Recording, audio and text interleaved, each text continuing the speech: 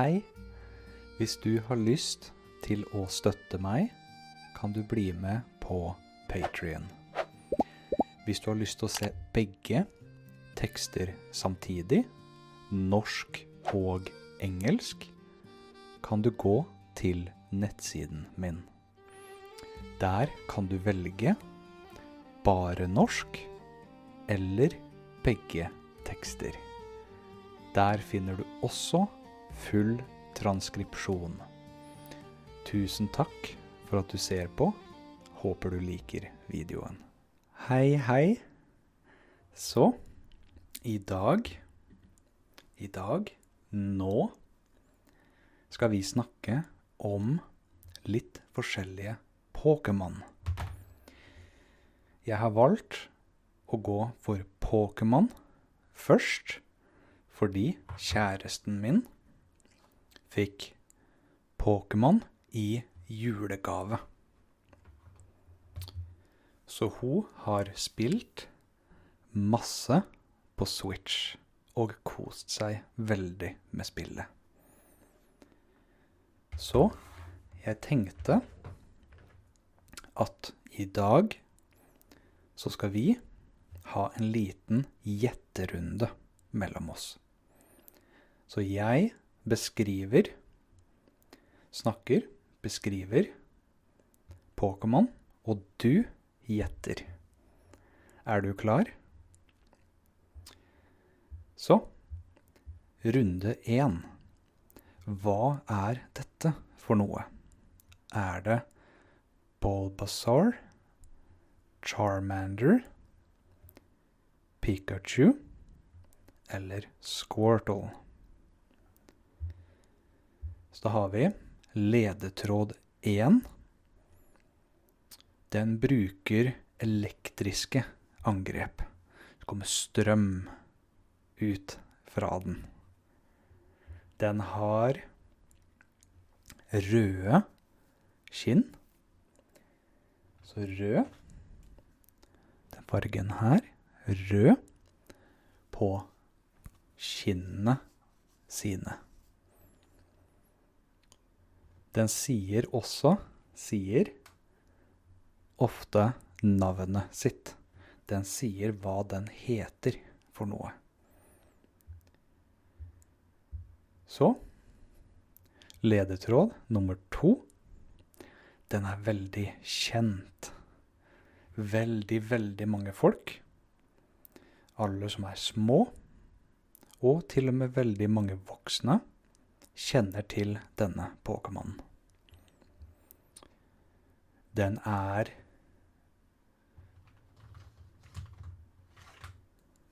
gul. Så hele Pokémonen er gul. Men den har jo de røde skinnene sine. Kan du tenke hva det er for noe?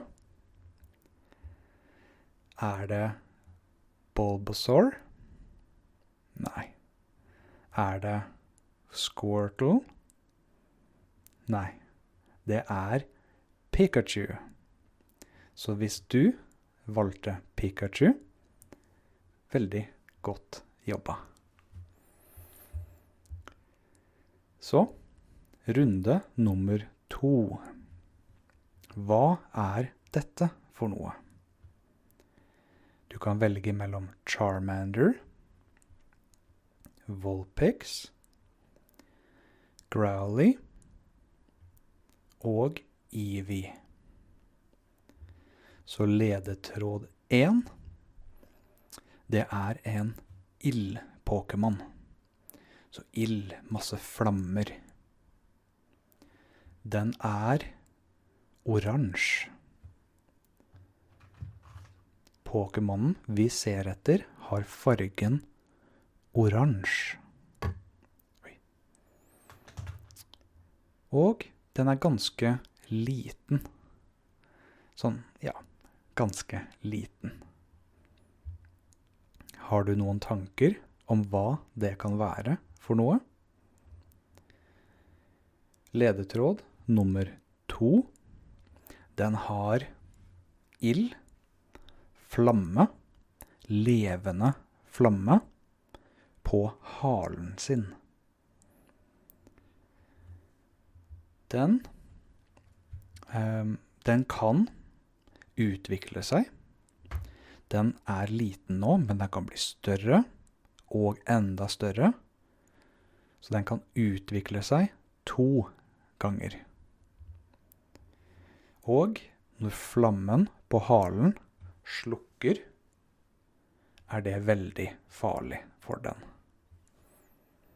Så kan du tenke deg hva det er for noe. Er det Eevee, kanskje? Nei, det er Charmander. Så hvis du valgte Charmander, godt jobba. Runde 3. Så hva er dette for noe?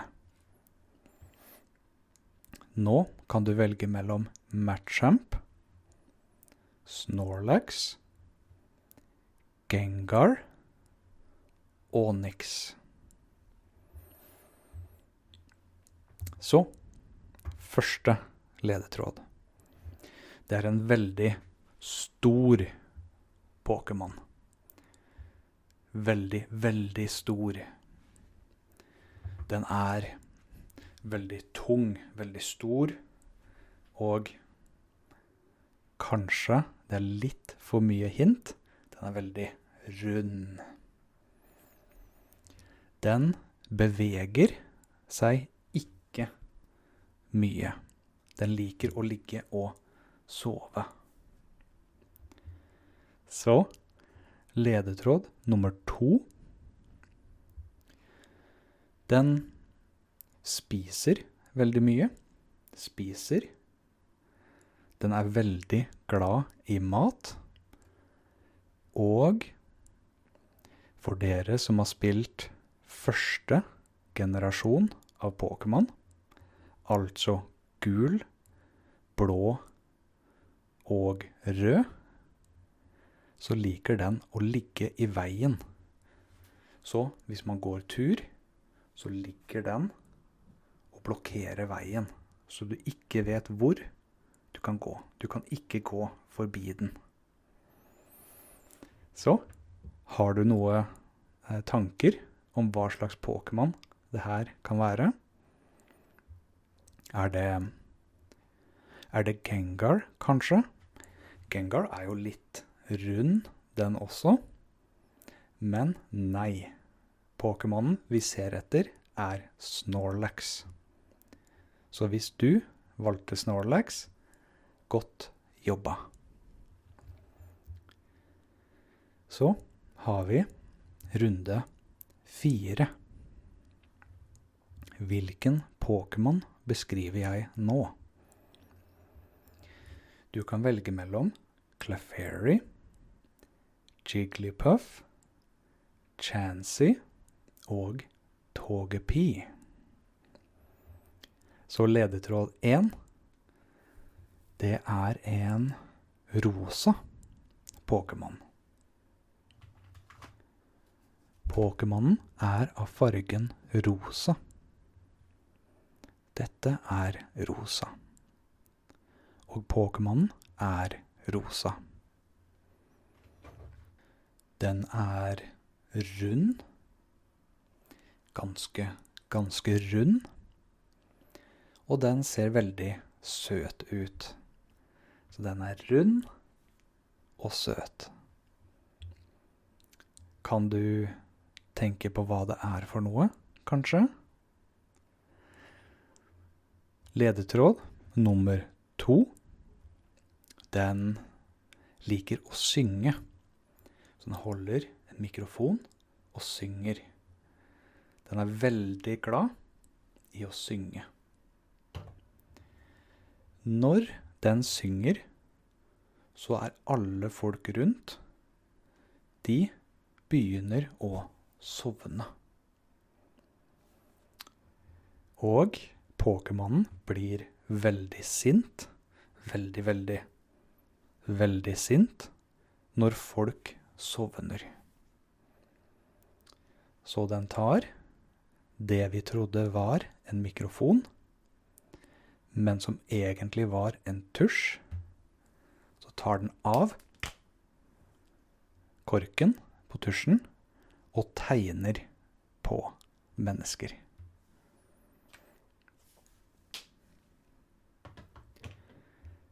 Har du noen tanker om hvilken Pokémon det er? Er det Togepi? Er det Jigglypuff? Jigglypuff er veldig rund. Ja, det stemmer. Det er Jigglypuff. Så om du valgte Jigglypuff, godt jobba. Da er vi på runde 5. Og her kan du velge mellom Dragonite, Lapras, Gyarados, Milotic.